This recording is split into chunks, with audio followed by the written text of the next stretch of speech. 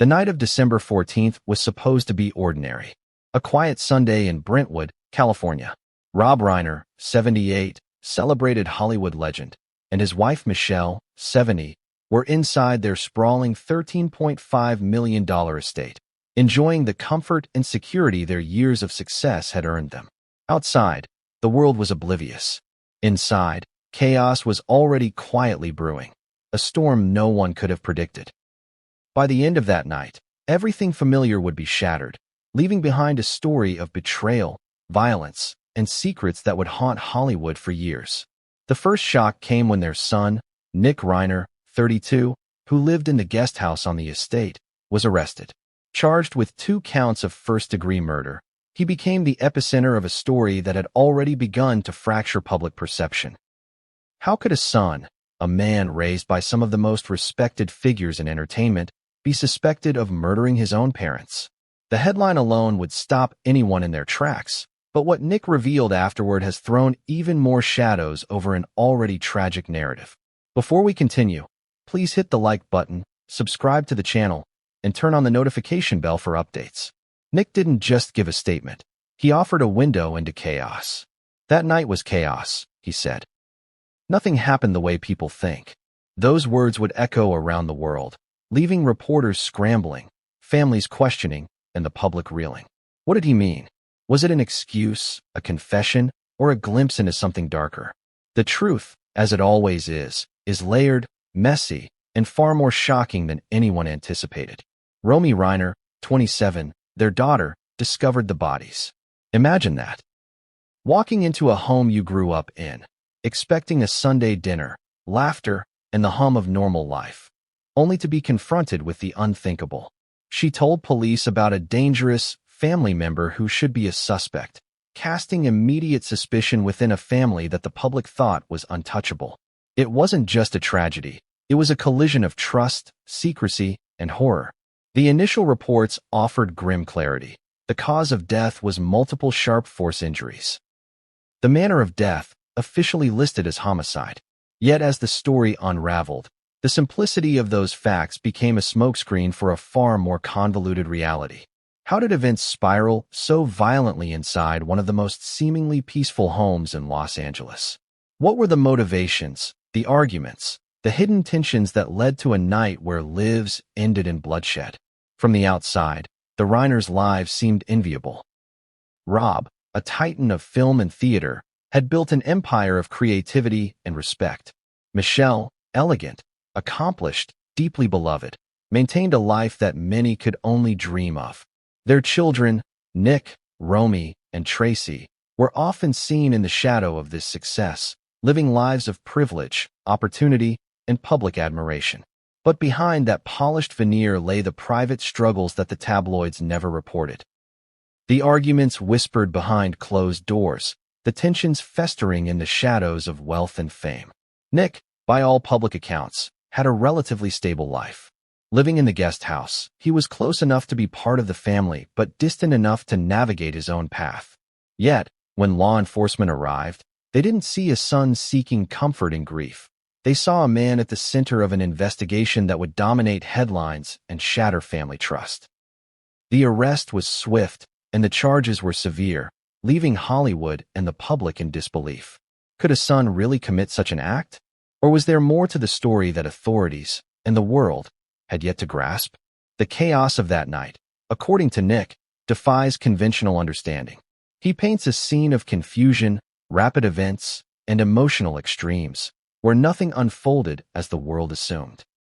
Every witness, every statement, every piece of evidence seemed to tell a different story. Romy's discovery, Tracy's alleged involvement, and the conflicting accounts from neighbors, police, and family members created a tapestry of suspicion and disbelief. But Nick's revelation promised to unravel it all, piece by piece.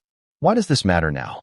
Because understanding what really happened isn't just about headlines. It's about the human story underneath the tragedy. It's about trust broken in the most intimate of circles. It's about the life-altering consequences of a single night and how one decision, one action, one chaotic sequence can redefine everything.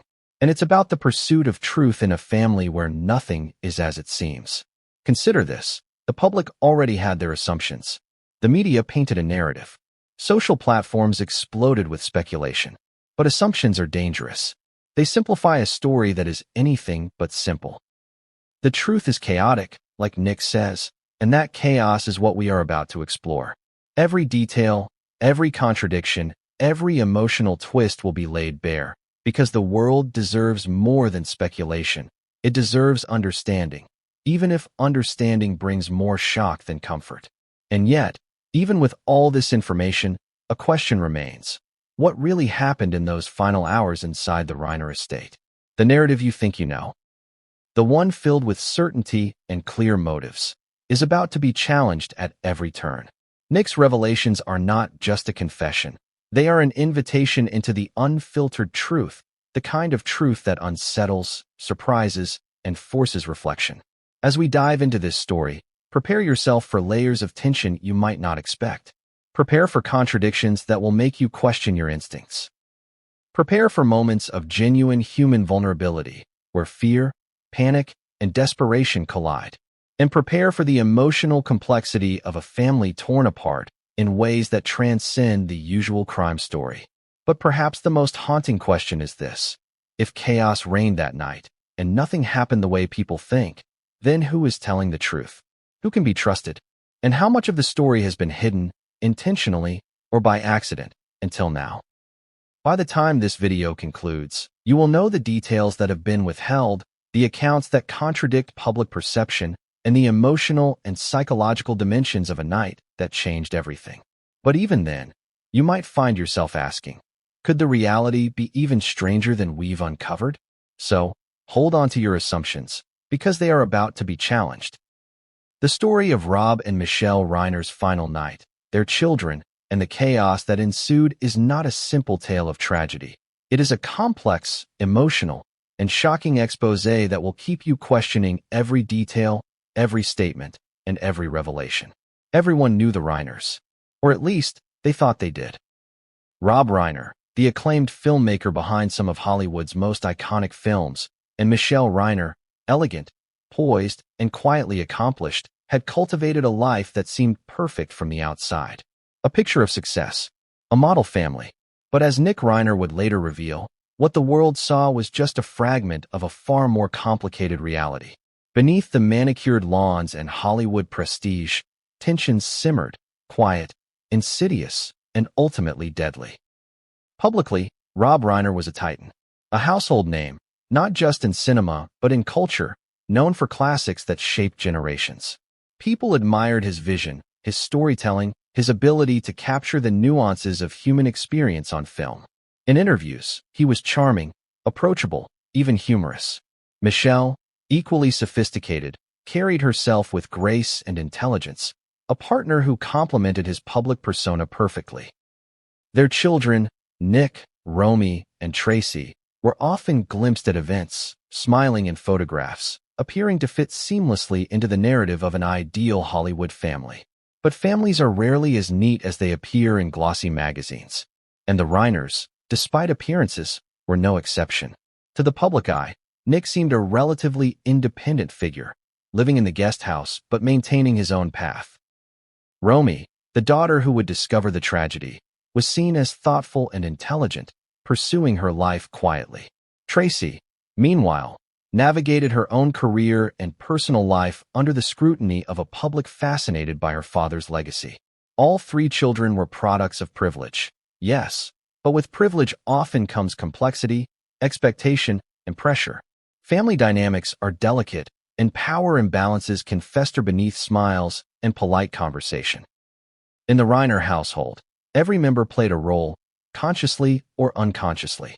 Rob's stature in Hollywood inevitably cast a long shadow, one that might have shaped the way his children interacted with him and with each other. A household of high achievers, successful and renowned parents, and children aware of legacy. This is fertile ground for tension. Add to that personal disagreements, financial pressures, and the inevitable emotional turbulence of family life, and a seemingly perfect exterior can mask fractures capable of catastrophic consequences. The night of December 14th, all of these dynamics collided. But to understand the chaos, one must first understand the relationships that existed beforehand. Nick's relationship with his parents, as he later recounted, was complicated. Not necessarily strained in public view, but layered with unspoken grievances, frustrations, and emotions that only surfaced behind closed doors. Romy's bond with her parents was intense, protective, and deeply personal, yet even she could not foresee the horror she would encounter. Tracy's involvement, suggested in reports as potentially complicit, adds another layer of ambiguity, a reminder that family loyalty and secrecy are not always aligned with the truth. It's easy to assume that the public version of a family is reality. That's a comforting assumption. But the Reiners' story challenges that notion. Wealth and success do not inoculate a family from conflict. In fact, they can exacerbate it, creating environments where resentment, competition, and unspoken tensions thrive quietly until they erupt. And in the Reiner household, the eruption came not in whispers or arguments, but in a night of irreversible tragedy. Consider the contrast. A sprawling $13.5 million estate, luxury cars, art, and an environment that speaks of accomplishment and security. The exterior screams success. The interior, as would be revealed, harbored a storm of emotions: anger, fear, confusion, and desperation. Nick later described the night as chaotic, a word that, in retrospect, only begins to capture the violence and disorder that would unfold. This chaos, he insisted, made it impossible for events to proceed in the orderly, predictable fashion that anyone might assume. And yet, despite these tensions, the Reiner family presented a facade of normalcy. This is what makes their story so jarring. The world expects celebrities, and especially successful Hollywood families, to maintain appearances. The dissonance between perception and reality is part of the fascination and horror when the truth emerges. Nick's revelations peel back that carefully curated public image, revealing not only a night of violence, but a lifetime of complex interpersonal dynamics that had been simmering unnoticed. The children themselves illustrate this complexity. Romy, who would become an unexpected witness to the horror, had navigated the family dynamics with a careful balance of independence and loyalty. Nick, whose actions became the centerpiece of public scrutiny, was a man shaped by opportunity, expectations, and perhaps unacknowledged emotional turbulence. Tracy, often in the background but now implicated in reports, represents the unpredictable element within the family, reminding us that appearances can deceive, and the quietest members sometimes harbor the most critical roles in a story. One of the most striking elements in understanding the Reiners is the juxtaposition of public admiration and private complexity. Rob's accomplishments in film, from comedies to social commentary, reveal a man attuned to human psychology, capable of capturing subtle emotions on screen. Yet, even the most insightful individuals are not immune to family conflict. Michelle, equally sophisticated, managed social engagements, charity work, and family life with grace. But within the privacy of the home, emotional friction existed, as it does in almost every family. The wealth and success that shielded the family in many ways also intensified the stakes of conflict. What happened on December 14th was not an isolated incident. It was the culmination of long-standing dynamics, small disputes, and potentially unaddressed emotional issues. Nick's later words about the night being chaotic, about events not unfolding as anyone assumed, hint at underlying tensions that might otherwise have remained invisible. This is the paradox of tragedy. It exposes the hidden fractures in lives that, from the outside, appear flawless. The Reiners' story challenges the notion that tragedy only strikes ordinary families.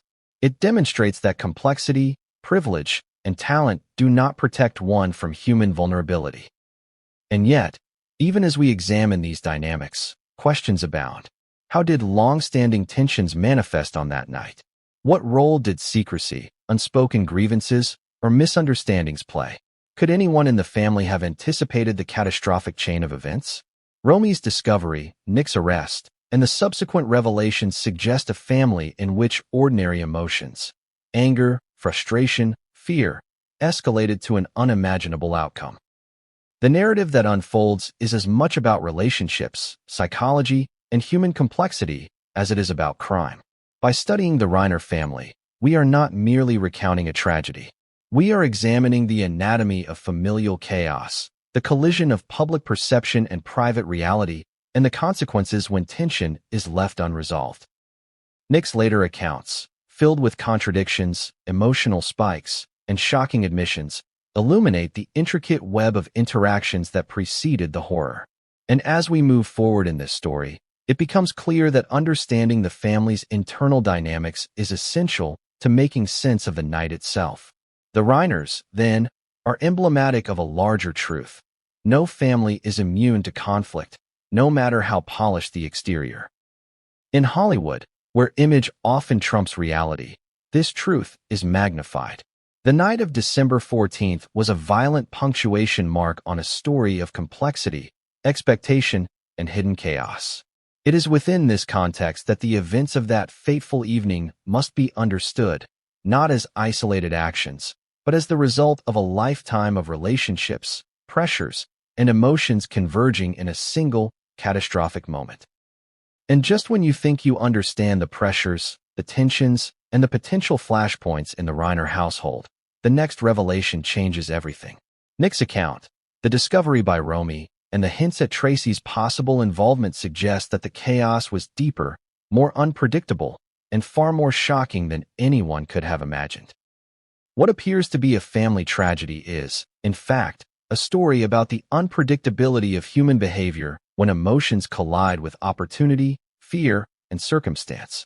The public image of the Reiners, the polished Hollywood veneer, the success, and the apparent harmony, all of it masks the complexity and perhaps the warning signs that led to a night no one could have foreseen. And as we move into the next chapter, the tension tightens, the stakes rise, and the truth of the night of December 14th begins to reveal itself in startling, often contradictory ways. The night of December 14th, 2025, started like any other Sunday in Brentwood, California. Streetlights cast soft glows over manicured lawns. Cars rolled past quietly. Families dined and relaxed, unaware of the storm about to unfold at one of the most iconic homes in Hollywood. Inside the Reiner estate, the stage was set for a tragedy so unimaginable that even the most seasoned investigators would be taken aback. When the authorities arrived, the scene was not just shocking. It was chaotic, violent, and emotionally charged. The bodies of Rob Reiner, 78, and Michelle Reiner, 70, lay inside the mansion. Multiple sharp force injuries had ended their lives, and the official manner of death was listed as homicide. The blood, the signs of struggle, the disarray. It all told a story of panic, desperation, and something far darker than a simple altercation. But what the police first saw was just the beginning. They were witnessing the aftermath, piecing together a night that was, according to Nick Reiner, unlike anything anyone expected. Imagine being the first responder. The scene is unnerving, even for someone trained in the worst human experiences. The grandeur of the estate contrasts sharply with the horror within. Expensive furnishings, priceless artwork, the trappings of a life of success, all mingled with chaos, blood, and confusion. It is the kind of contrast that haunts investigators, the clash between wealth, normalcy, and sudden violence. And in the middle of this scene was the presence of Nick Reiner, the son who would soon become the focal point of an investigation that would shock the world. Romy Reiner, 27, was the one who discovered the bodies. Picture that moment. The fear, the disbelief, the gut-wrenching reality of finding both parents dead in their home. In the first moments after discovery, Romy reportedly described a dangerous family member to police, immediately raising suspicion within the family itself. Her words were cautious, yet filled with urgency. She understood, perhaps instinctively, that someone familiar had been involved. This was not a random intruder. This was someone with access, someone who had knowledge, someone trusted enough to enter the home without raising alarm until it was too late. The initial investigation unfolded with meticulous care. Police documented everything, from the exact positioning of the bodies to the state of the rooms. Every shred of evidence was cataloged. Sharp force injuries suggested struggle, resistance, and a confrontation that escalated with lethal consequences. Yet even in this forensic clarity, contradictions appeared. Witness statements, neighborhood accounts, and the accounts of family members diverged. Each narrative offered a piece of the puzzle, but none provided a complete picture. Nick Reiner, living in the guest house, was arrested that night. The guest house itself became a focal point of the investigation, a space bridging the private and public spheres of family life. From one angle, Nick's proximity to the main house and the opportunity to commit the crime seemed obvious. From another, his presence there raised questions about his perspective on the chaos. Was he a participant, a witness, or something in between? His later statements suggested that the night did not unfold in a linear, comprehensible way. According to him, chaos reigned, events collided unexpectedly, and nothing occurred in the straightforward manner authorities and the public assumed. The way the bodies were found revealed a scene of frenetic struggle. Rooms were disordered, items displaced, evidence of panic scattered throughout the mansion. But amid the chaos, there were details that puzzled investigators. Why certain items were untouched, why some doors were locked while others remained open, and why certain rooms showed signs of confrontation while others did not. Each detail suggested a narrative, but the narrative was complicated, layered, and difficult to reconcile with eyewitness accounts and forensic evidence. Romy's statement, in particular, added a human dimension to the investigation. Her description of a dangerous family member highlighted an element often overlooked in high-profile investigations, the intersection of emotion and objectivity. She was grieving, terrified, and thrust into a nightmare she could not control. Yet her words, precise and alarming, guided authorities toward potential leads, and her perspective became an essential part of understanding the night's events. Nick, when questioned, described the chaos from his own point of view. According to him, the night was marked by rapid, unpredictable shifts, yelling, sudden movement, confusion, and fear. He claimed that events unfolded so quickly that it was impossible to comprehend them fully in real time. His account suggested that while he was present, the environment was uncontrollable, almost surreal in its escalation. This raises an important question. If events were indeed chaotic, how much could any single person influence their outcome?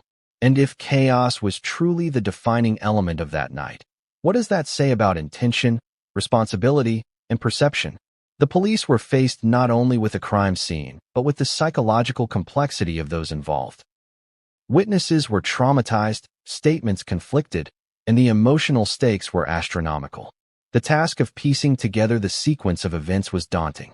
Who said what when? Who acted in fear versus malice? How did opportunity, anger, and circumstance converge in those critical hours? Each answer led to more questions, deepening the mystery rather than simplifying it. The media, naturally, descended on the story with a frenzy. Headlines screamed accusations, theories, and speculation.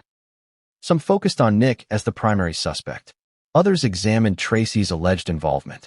The public, caught in the whirlwind of information and conjecture, was left with partial truths, assumptions, and a flood of conflicting narratives.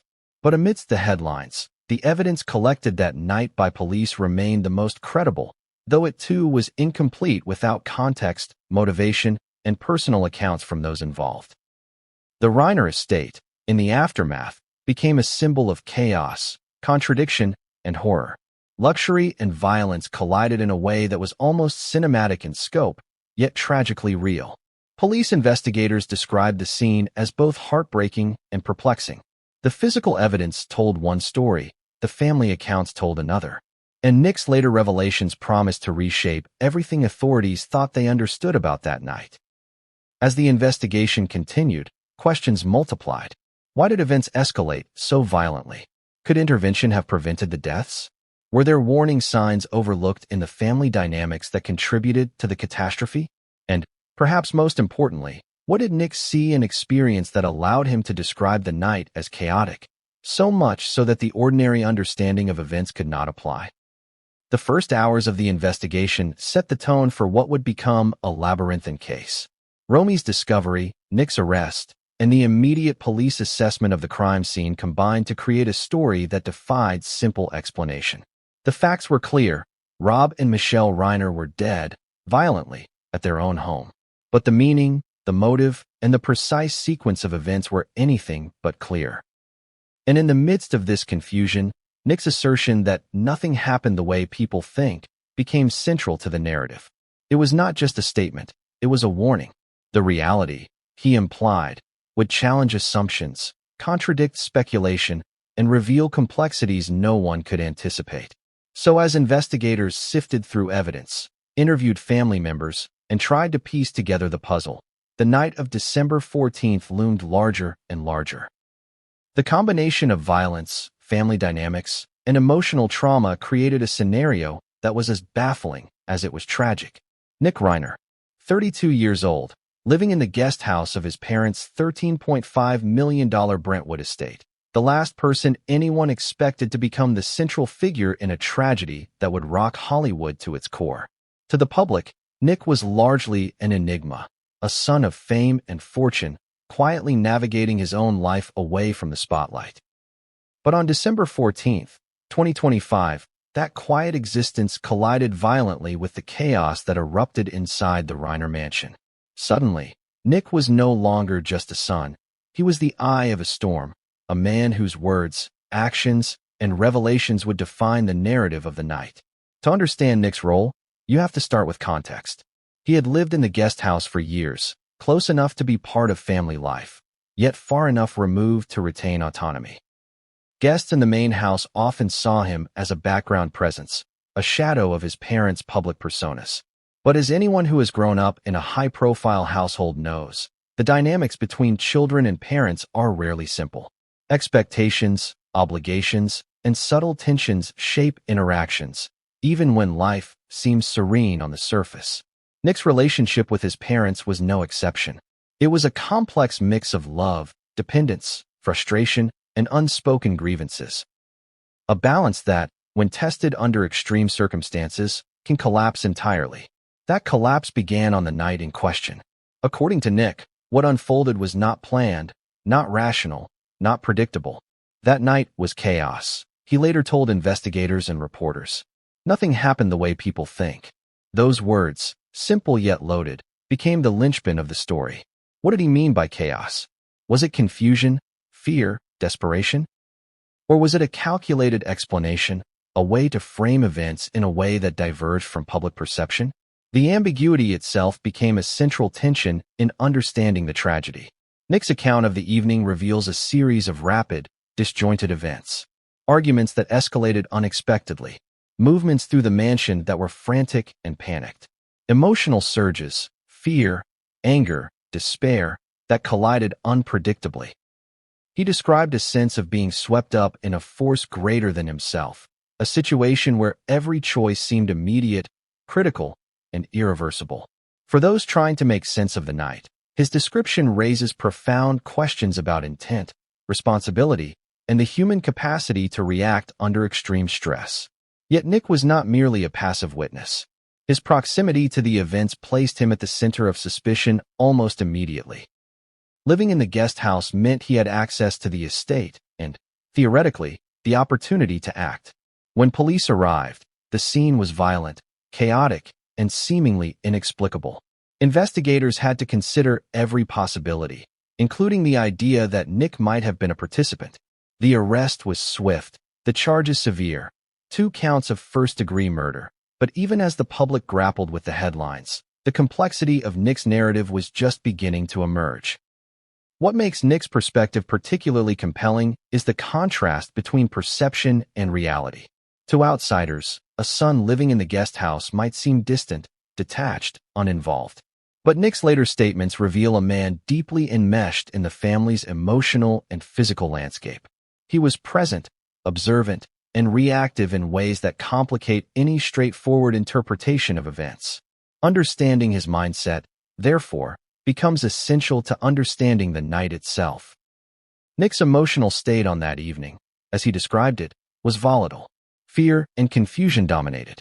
According to him, interactions with his parents and siblings were punctuated by tension, miscommunication, and sudden confrontations. One moment, the atmosphere was tense. The next, it erupted into violence. Observers would later note that the physical layout of the estate, sprawling, with multiple entrances and exits, may have contributed to the chaos. But layout alone cannot account for the human elements. The decisions made in moments of panic, the emotional triggers, the instincts for self-preservation or defense. These factors, intertwined with familial bonds and conflicts, created a combustible environment. Adding to the complexity is Nick's relationship with his sister Romy. She discovered the bodies and immediately identified a dangerous family member to police. This statement, interpreted in various ways by authorities, media, and the public, cast a shadow over Nick. Was Romy protecting him, or was she implicating him? Her perspective, layered with fear, shock, and grief, provides a counterpoint to Nick's account, a reminder that in such tragedies, every witness carries a version of truth shaped by emotion and proximity. Tracy Reiner's alleged involvement adds yet another layer. While reports suggest she may have played a role in the events of that night, her exact actions and intentions remain unclear. Nick's statements hint at the presence of unpredictable elements, family members whose decisions and reactions further complicated an already chaotic scene. The interplay between Nick, his siblings, and his parents reveals a complex emotional ecosystem where loyalty, anger, fear, and desperation collide.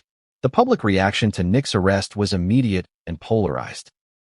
On one hand, there were those who assumed guilt, citing access, opportunity, and proximity.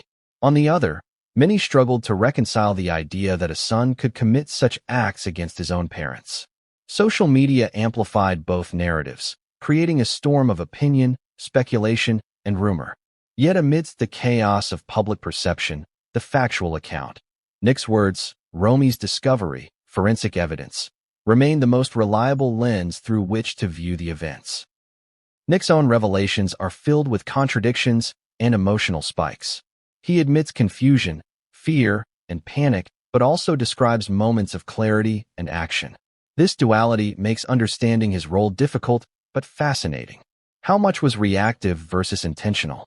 How much was driven by instinct, emotion, or circumstance? These questions are central to the narrative and serve as a reminder that in real-life tragedies, simple explanations rarely suffice. Moreover, Nick's account challenges assumptions about linear storytelling in crime.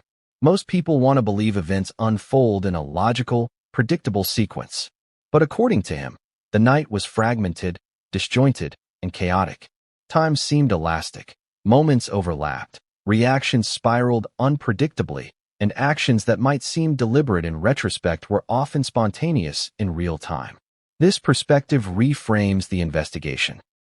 What might appear as motive or intent could also be interpreted as the product of fear, confusion, or emotional overload.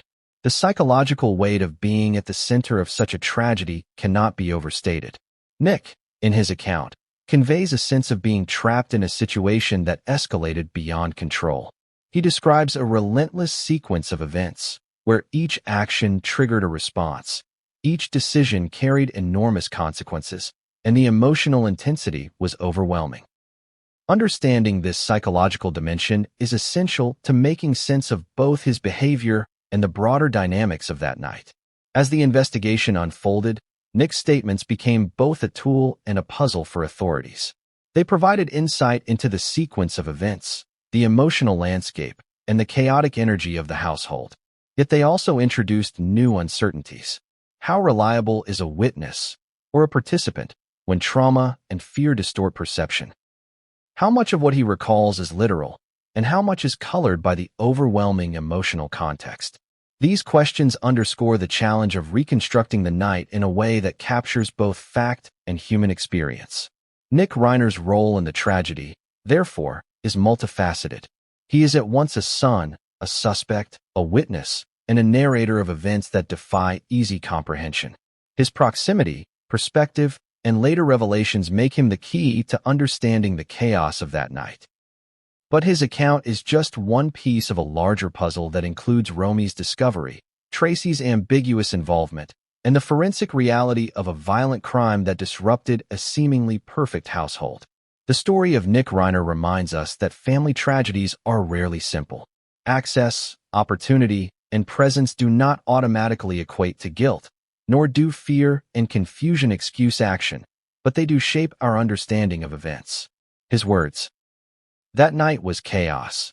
Nothing happened the way people think," serve as both a warning and a guide. The reality of December 14th cannot be captured in headlines, assumptions, or social media narratives. It must be examined through the lens of human emotion, familial complexity, and the unpredictable nature of crisis. Tracy Reiner. The name alone carries weight in Hollywood circles, a connection to legacy, fame, and the quiet but persistent presence of a family deeply entrenched in entertainment. But on the night of December 14th, 2025, Tracy's name would appear under a far darker light, suggested by reports as a potential accomplice in the shocking deaths of her parents, Rob and Michelle Reiner. The idea alone is jarring. A daughter, implicated in a tragedy that has captured the world's attention, cast into suspicion alongside her brother. But as with every detail in this story, appearances are deceiving, and Tracy's role is anything but straightforward. The public knows Tracy as a member of a famous family, an actress, and someone who has maintained a relatively private life compared to the overwhelming notoriety of her father. Yet even those who know her closely admit she is complex, intelligent, fiercely private, and often underestimated in her influence within the family. On December 14th, she became central to a narrative that was rapidly evolving, a narrative in which her actions, intentions, and loyalties were suddenly called into question. The early reports were cautious but provocative. They suggested that Tracy might have had knowledge of the events leading up to the tragedy, and that her role, though unclear, could be significant. In a family already strained by wealth, fame, and internal tensions, this revelation was explosive. Could she have been complicit? Or was she another witness caught in a web of chaos? The ambiguity alone intensified the drama, compelling investigators, media, and the public to scrutinize every detail of her life, her relationships, and her movements on that night. Understanding Tracy's potential involvement requires examining the relationships she had with her parents and siblings. Rob Reiner, with his towering presence and exacting standards, was both mentor and authority figure. Michelle, nurturing yet firm, shaped the emotional and moral landscape of the household. Tracy, navigating her own ambitions and identity, operated within this framework, a framework that could be supportive, suffocating, or both. Interactions that might seem benign to outsiders could carry layers of expectation, resentment, or obligation. Some reports suggest that Tracy had been aware of mounting tensions between Nick and their parents. Whether these tensions were financial, personal, or emotional remains under scrutiny. What is clear, however, is that the family dynamic was not one of simple harmony. Every member played a role in a delicate balance, and on December 14th, that balance shattered. Tracy, as the middle or sometimes quiet presence, becomes a focal point precisely because her position allows her to observe, intervene, or potentially influence events. The evidence surrounding her actions that night is complex and contradictory. Witness statements, forensic details, and media accounts provide glimpses, but no complete picture. Some indicate she was present at critical moments. Others suggest she was peripheral. In the midst of chaos, perception and reality can diverge dramatically. Tracy's own recollections, if provided, could be clouded by shock, fear, or protective instincts. Understanding her role is not merely about assigning blame. It is about understanding the human dynamics that can drive tragedy in a family under extreme stress.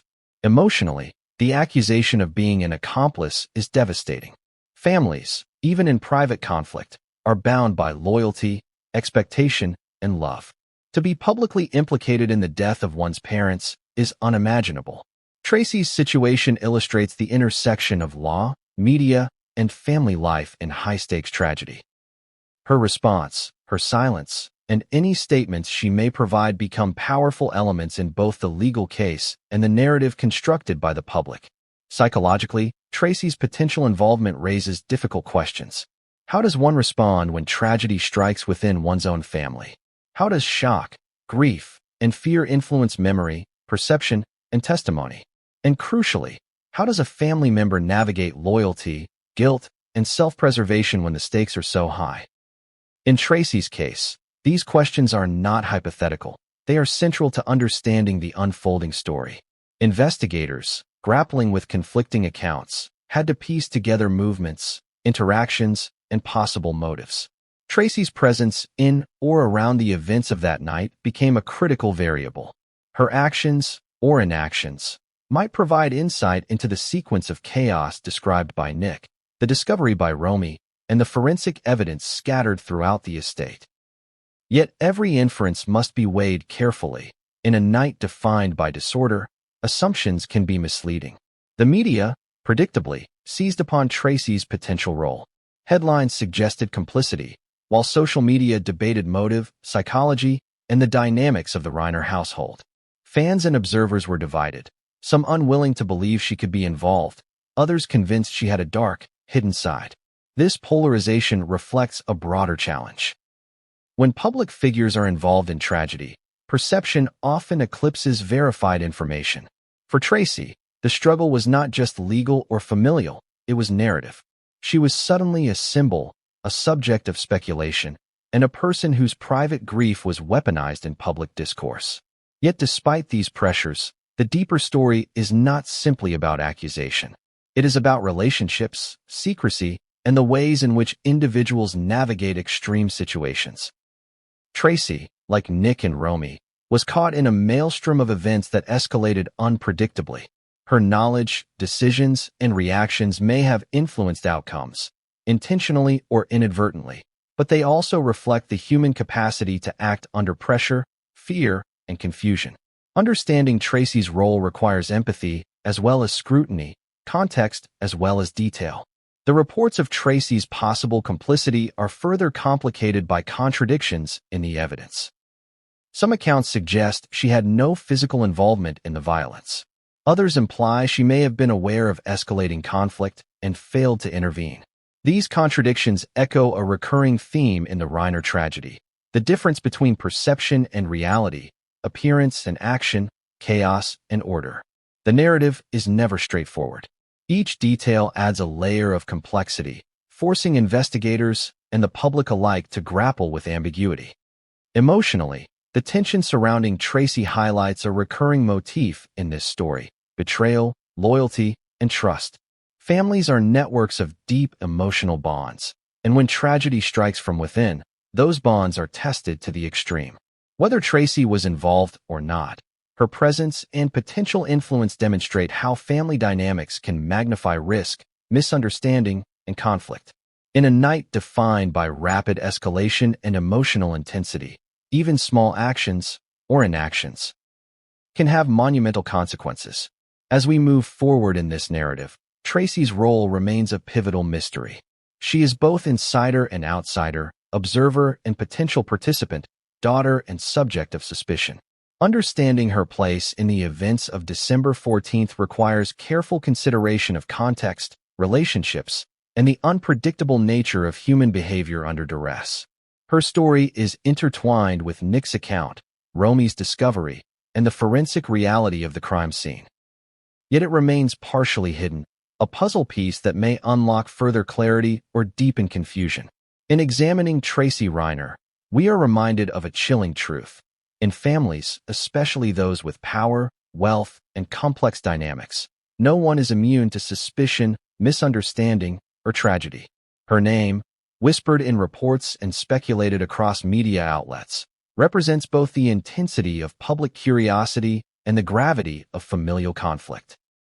It is a stark illustration of how quickly trust can fracture and how the chaos of a single night can transform relationships forever. Romy Reiner, 27, had no way of anticipating that a simple Sunday evening would become the darkest night of her life. She had grown up in a household filled with love, expectation, and the unspoken pressures of being a Reiner. Her father, Rob, was a towering figure in Hollywood, a man whose films had shaped generations. Her mother, Michelle, was equally commanding in presence, offering elegance, guidance, and unwavering love. Romy had known privilege, but she had also known the complexities of family life, the small tensions, the arguments tucked behind closed doors, the nuanced dynamics that only children of public figures ever truly perceive. None of that prepared her for what she would face on December 14, 2025. The discovery happened in a moment that must be impossible to imagine. Walking into the home she had known all her life, Romy was confronted with a scene of horror. Her parents, Rob and Michelle, lay lifeless, victims of multiple sharp force injuries. Blood, disarray, and the tangible aftermath of violence filled the spaces she had once associated with warmth, laughter, and safety. The sheer shock of seeing her parents dead was compounded by a gnawing fear. She was witnessing the consequences of human actions, actions that had escalated with terrifying speed. Romy's immediate reaction was a mixture of fear, disbelief, and instinct. In a voice trembling with urgency, she reportedly told police about a dangerous family member who should be a suspect. That statement alone shifted the trajectory of the investigation. It was not just a factual report. It was an emotional, gut-level declaration, the product of shock, grief, and acute awareness. Her words carried weight because they framed the narrative. The tragedy, she implied, was not random. It had a human source, someone familiar, someone inside the family. The scene Romy encountered was chaotic, almost surreal. Priceless objects and luxurious furnishings stood in stark contrast to the violence that had transpired. Rooms that had once been spaces of comfort were now filled with evidence of struggle, displaced furniture, broken items, and the lingering tension of a confrontation gone horribly wrong. Every step she took through the mansion was a confrontation with disbelief. Every corner, every room, seemed to hold more questions than answers. Romy's psychological state in that moment was extreme. The combination of grief, shock, and the need for action created an emotional overload. She was simultaneously processing the loss of her parents and trying to convey crucial information to law enforcement. Her statement about a dangerous family member was both instinctual and deliberate, a reflection of her understanding of the family dynamics and the potential reality of who might have been involved. The courage it took to act in that moment, contacting police, providing details, and asserting her observations under duress, cannot be overstated. The immediate aftermath of her discovery placed Romy at the center of a swirling investigation. Police needed to determine timelines, reconstruct movements, and assess the reliability of witness statements. Romy's observations were critical. She offered insight into the family dynamics, the behavior of her siblings, and the likely sequence of events. Her statement suggested foreknowledge or awareness of tensions within the household, but it also reflected her raw emotional response to an unprecedented situation. Romy's discovery also illuminated the complexities of family dynamics under extreme stress. Her words indicated that she recognized danger within her own family, something most outsiders would find impossible to fathom. Yet she did not hesitate to provide that information to authorities, demonstrating both clarity and courage in the face of unimaginable trauma. Her role in the narrative is dual. She is both a witness to tragedy and an active participant in shaping the investigation. In the hours following her discovery, Romy's actions became a focal point. Investigators relied on her account to reconstruct the events of the night. Her identification of a potential suspect within the family guided initial questioning, influenced media narratives, and provided crucial context for understanding the sequence of chaos described by Nick Reiner. Each detail she offered, who was present, what was said, how the atmosphere shifted, added layers to a story that was already complex, emotional, and deeply unsettling. The media quickly latched onto Romy's discovery, portraying her as a tragic figure caught in a web of violence and familial tension. Public fascination with the story grew, but so did scrutiny. Her statements were analyzed, repeated, and sometimes misinterpreted.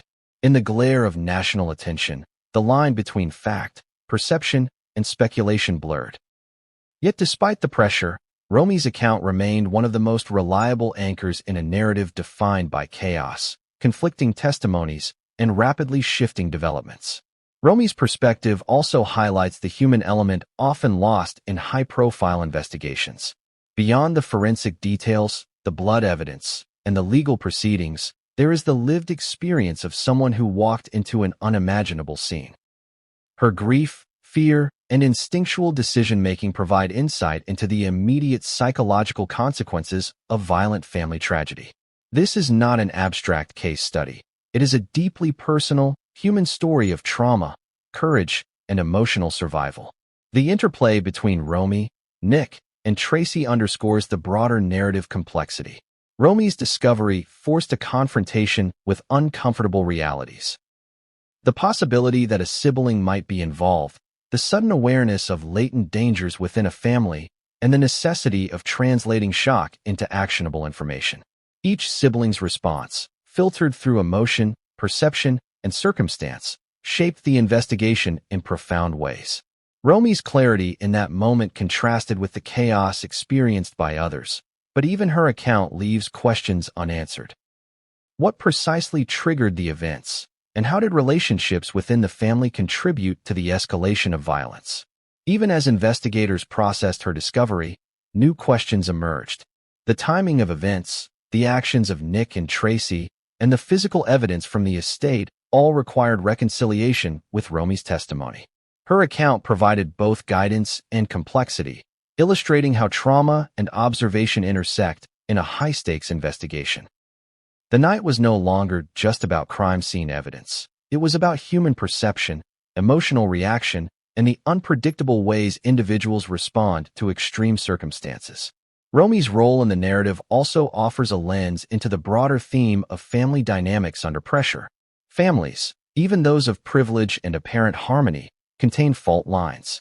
These fault lines, small disagreements, unspoken resentments, and latent tensions, can, under extreme conditions, become sites of catastrophic consequences. Romy's recognition of danger within her family demonstrates a heightened awareness of these fault lines, an intuition that ultimately framed the investigation and influenced the unfolding story. The gravity of Romy's experience cannot be overstated. She entered a familiar space, expecting normalcy, and encountered horror. Her response, immediate, decisive, and emotionally fraught, shaped both the legal trajectory and the public narrative. Through her eyes, we begin to understand the chaos that Nick would later describe, the emotional intensity of the household, and the complexity of interpreting actions in moments of crisis. Yet, even with her testimony, the night of December 14th remains incomprehensibly chaotic.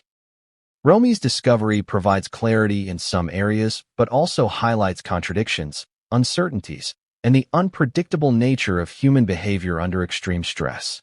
Her role is a reminder that in tragedies, witnesses are both observers and participants, and their actions, however instinctive, carry profound consequences. And just when it seemed that Romy's discovery had anchored the investigation, new revelations would emerge. Details from Nick, hints regarding Tracy, and forensic evidence still to be analyzed would continue to reshape the story, adding twists, contradictions, and emotional spikes that no one could have anticipated. The forensic evidence from the Reiner estate became the backbone of understanding the horrific events of December 14, 2025.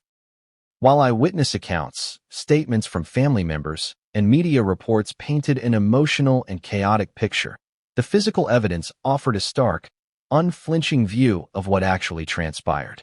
Blood, fingerprints, spatial disarray, and the minute details of the crime scene all told a story far more complex than anyone initially realized.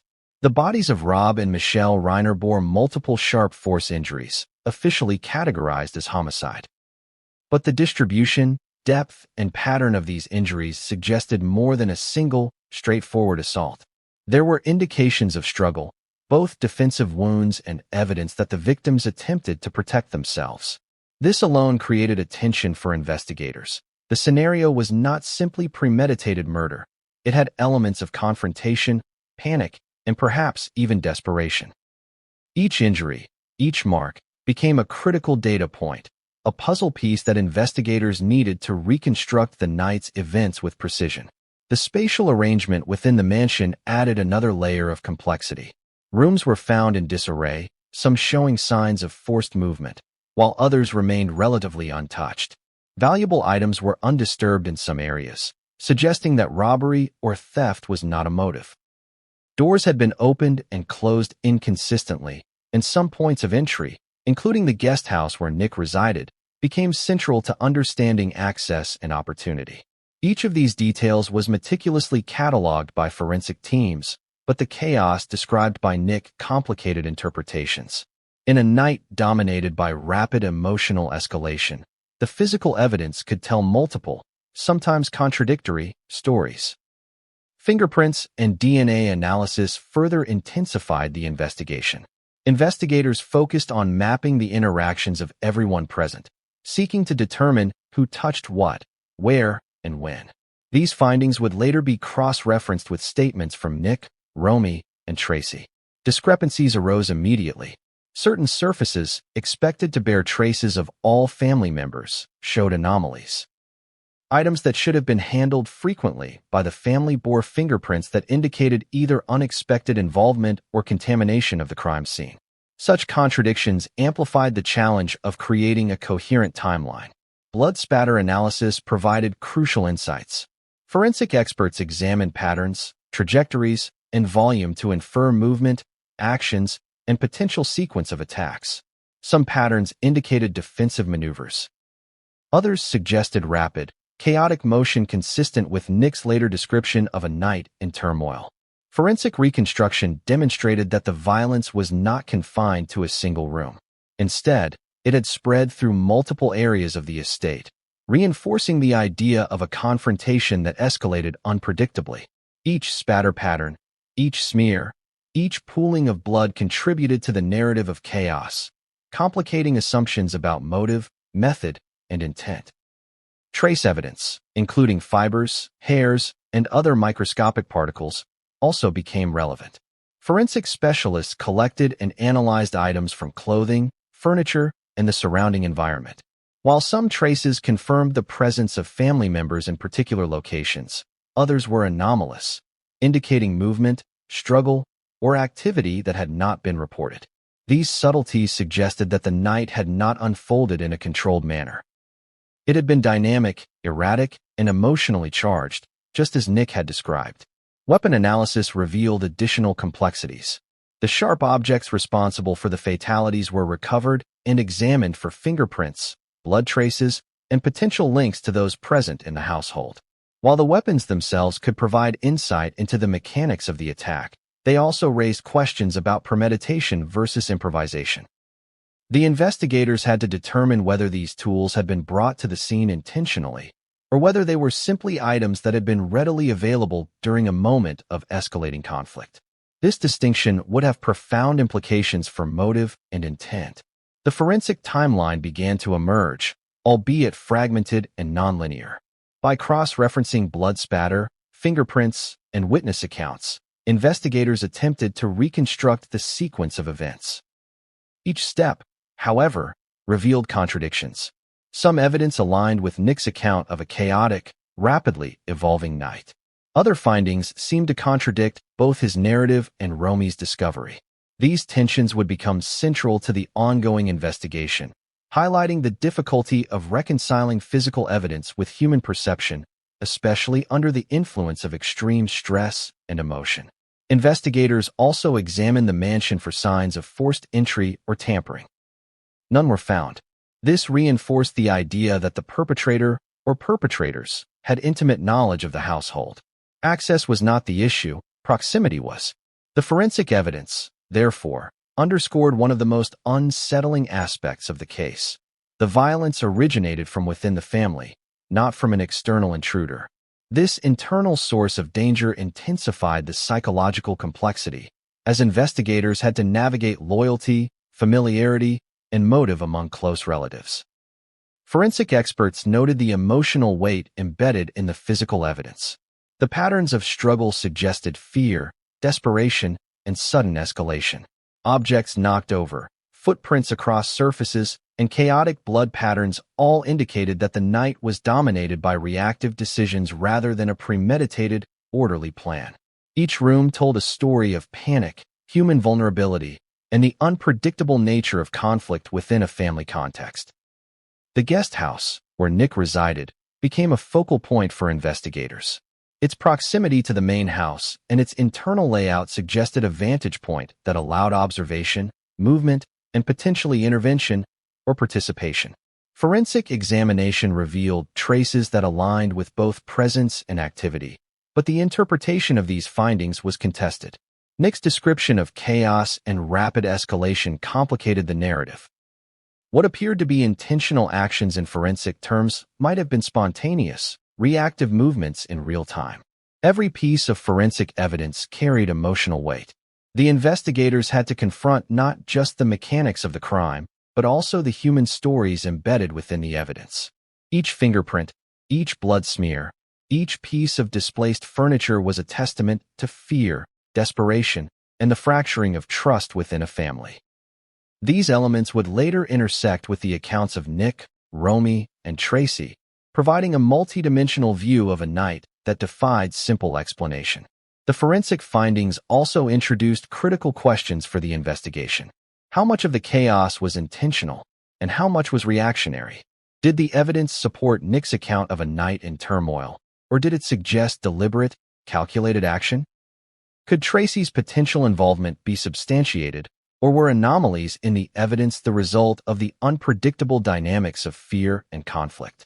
And most hauntingly, what did the evidence reveal about the emotional state of the family at the exact moments when life and death collided? Even as forensic experts painstakingly cataloged every detail, new challenges emerged. Small inconsistencies, unexpected patterns, and anomalies complicated the reconstruction. Each discovery brought clarity in some areas and further uncertainty in others. The forensic evidence confirmed one fundamental truth. The night of December 14th was not orderly, not predictable, and not reducible to simple cause and effect explanations. It was, in every sense, chaotic, an assertion that Nick would later echo repeatedly. And just when investigators thought they were beginning to piece together a coherent narrative, further analysis revealed discrepancies that suggested even more complexity. Evidence hinted at actions and interactions that had not been observed or reported, hinting at hidden dimensions of the night. These revelations would force both investigators and the public to reconsider assumptions, challenging narratives of motive, intention, and sequence. The forensic record, in the end, is both illuminating and unsettling. It tells a story of violence, fear, and rapid escalation. It underscores the internal nature of the tragedy. It validates some of Nick's claims of chaos while leaving others ambiguous. Most importantly, it sets the stage for understanding the psychological, emotional, and relational factors that define the night, factors that are critical for comprehending the human tragedy behind the crime scene. The arrest of Nick Reiner on the night of December 14, 2025, marked a pivotal turning point in the tragedy that had engulfed the Brentwood estate.